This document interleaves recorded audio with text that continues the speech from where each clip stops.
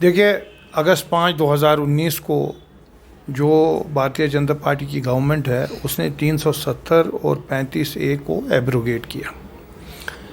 انہوں نے, آپ کو معلوم ہی ہوگا, جب PDP BJP کی گورنمنٹ ختم ہوئی تب PDP اور 2 اور پارٹیاں مل کر وہ گورنر کو انہوں نے رجوع کی اور ان کو بتایا کہ وہ یہاں پہ حکومت بنانا چاہتے ہیں. لیکن اس ٹائم کے جو گورنر تھے انہوں نے یہ کلیم کیا کہ ان کے پاس یہ کبھی انفارمیشن آئی نہیں, اور انہوں نے جو اسمبلی ہے اس کو منسوخ کر دیا اور یہاں پہ گورنر رول لگا دیا. پھر پریزیڈنشل رول یہاں پہ امپوز ہوا.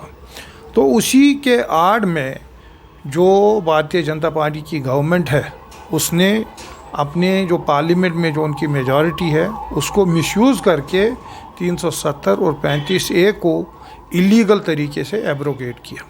تو اسی ایبروگیشن کے بعد میں لوگ چلے گئے سپریم کورٹ میں اور اس ایبروگیشن کو چیلنج کیا.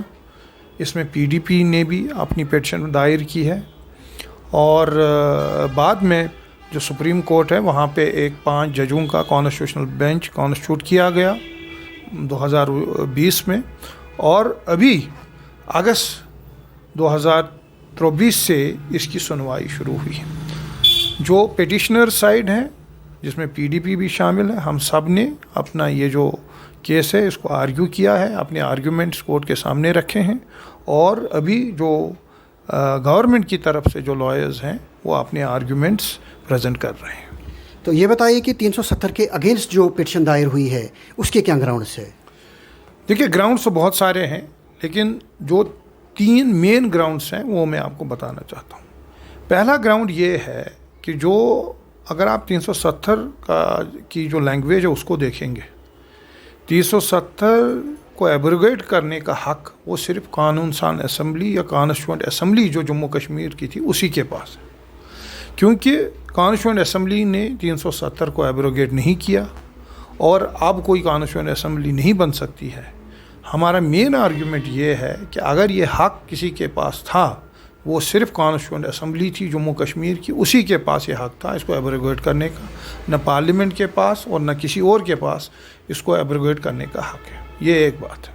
دوسرا گراؤنڈ جو ہم نے بولا کہ جو آپ نے یہاں پہ جیسے حکومت کو بننے نہیں دیا, جو اسمبلی تھی اس کو غلط طریقے سے برخاست کیا, پھر گورنر رول یہاں پہ امپوز کیا, پھر پریزیڈنشل رول لگا دیا, پھر پارلیمنٹ میں جو کانسٹیٹوئنٹ اسمبلی ہے اس کو اس کی لینگویج چینج کر کے اس کو بولا گیا کہ اب یہ لیجسلیٹو اسمبلی ہوگی.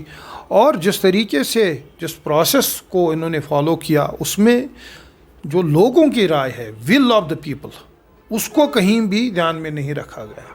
تو ہمارا یہ دوسرا گراؤنڈ ہے, جو آپ کا پروسیجر جو آپ نے فالو کیا ہے وہ بالکل غلط ہے اور وہ انکانسٹیٹیوشنل ہے.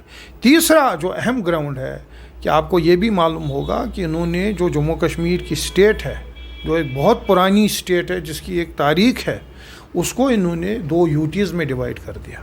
تو کانسٹیٹیوشن کے تحت ہمارا یہ آرگیومنٹ ہے کہ آپ کسی بھی اسٹیٹ کو یونین ٹیریٹری میں تقسیم نہیں کر سکتے, یہ آپ کو اس چیز کی پرمیشن نہیں ہے. تو یہ بتائیے کہ چونکہ نیشنل کانفرنس کی طرف سے بھی باقاعدہ ایک بھکلا کی ایک ٹیم وہاں پر اس وقت یہ کیس لڑ رہی ہے اور آپ کی طرف سے بھی, تو کیا آپ کو امید کی کوئی کرن نظر آ رہی ہے؟ دیکھیے امید پہ دنیا قائم ہے, اور جہاں تک سپریم کورٹ کا تعلق ہے یہ ملک کا سب سے بڑا کورٹ ہے, ٹاپ کانسٹیٹیوشنل کورٹ ہے, اور سپریم کورٹ نے کافی لینڈ مارک ججمنٹس دیے ہیں. تو ہمیں پوری امید ہے کہ اس کیس میں بھی جو سپریم کورٹ ہے وہ جموں کشمیر کے لوگوں کے ساتھ انصاف کرے گی. بات کرنے کے لیے آپ کا بہت بہت شکریہ ہے. یہ سانچہ کافی